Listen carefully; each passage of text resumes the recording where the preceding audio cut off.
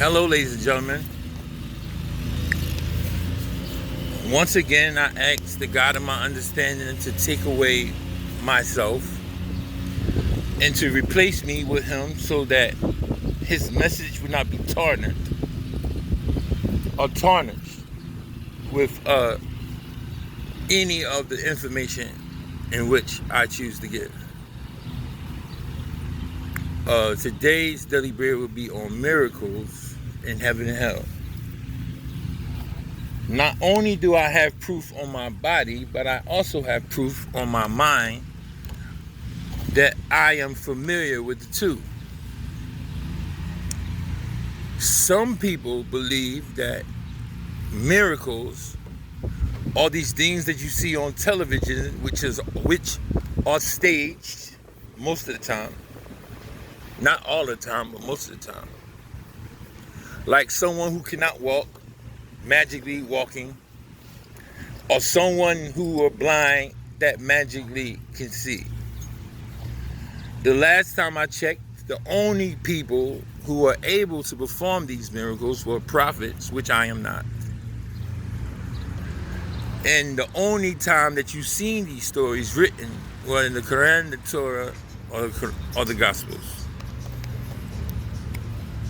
But I can tell you about the miracle that you are seeing in front of you, and the miracle in which I must say I am not responsible for. The Creator, God, Allah, Jehovah, is totally responsible because I am not deserving of this miracle. Even though I am grateful about this miracle, I do not have ownership. Now, miracles are small things. Miracles are things that sometimes slip our understanding. Miracles are people who are on drugs and they get off drugs. Miracles are people who had mental issues and no longer have those mental issues. Miracles are people who are in situations where they should have died, like as far as the hospital, because people don't understand that God created doctors and science. Everything around you is Muslim. And all Muslim means is a creation of God. Now, to be Muqtimun is to be a believer of God. So just because someone calls themselves Muslim does not mean that they are Muqtimun. I thank Allah, God, Jehovah, that today,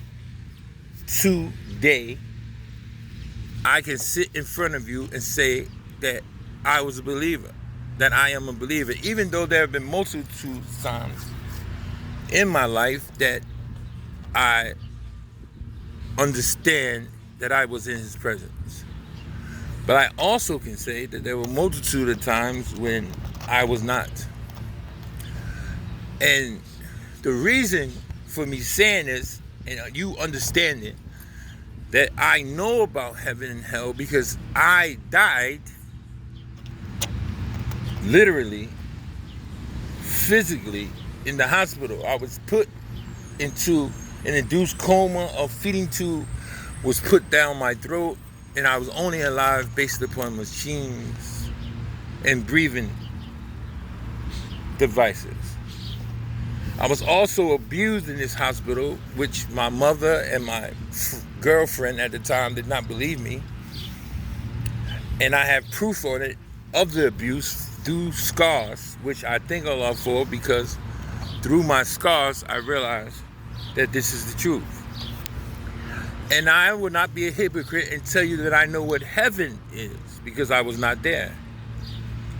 But I can tell you a story about hell, because I was there. And if anyone wants to question why I am the way I am, because I am aware that I must do what I am doing now in order to be accepted, not deserve, into God's presence.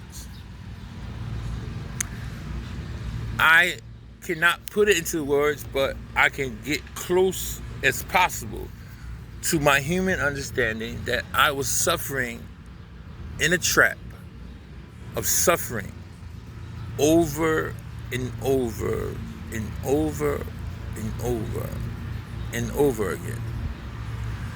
Every single time a scenario presented itself that I will escape, I will get trapped again in another scenario, whether it be space or the future or the past or the present. And through this experience, I realized that the word suffering is beyond the dictionary example, because what it does to the mind and what it does to the soul is undescribable. And I say these things because pain can be something obviously oblivious to us as pain. That's why now I have syndromes, like I'm afraid of heights, I'm afraid of small spaces, I have anxiety, but through God's mercy, these things are, and His miracles, these things are no longer seen. Even though I feel them, they are no longer seen. Or they no longer occupy my body.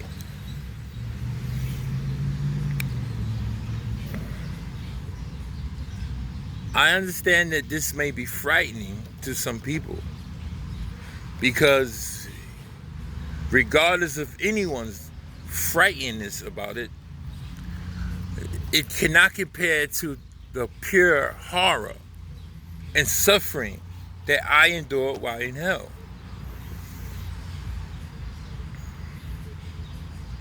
Even now talking about it puts me in a situation where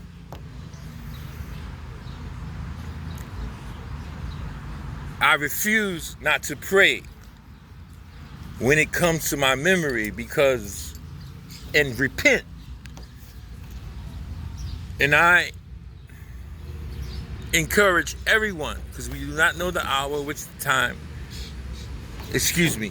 space that Allah, God, Jehovah, has allowed us to be on this earth will end. But I prayed the same prayer I pray for myself, that Allah, whoever hears this or sees this, will be able, through His mercy, to be in His presence once that space ends. And because of the time, I understand that I want people to understand that as much as you may be enjoying or listening, I too must do other things. I too must prepare for other things, and I am too being attacked at this moment by Satanist jinns and their whispers, even though they do not come in forms, but in forms of people and things that I hold dearly to my heart. So, with that being said, remember to look at yourself in the mirror when you wake up in the morning, and I myself too do not do it every day. But tell yourself that you are beautiful, you are special, and you deserve to be happy. And most importantly, tell yourself that if you are in a place of misery, and you find yourself in a place of misery, and you not remove yourself from that said thing that makes you miserable, you are no longer a victim. You are a participant in your misery. Therefore, you cannot blame Allah for your suffering. I come to you with peace, happiness, and joy, and I pray that you have a blessed day. Decopbo 1.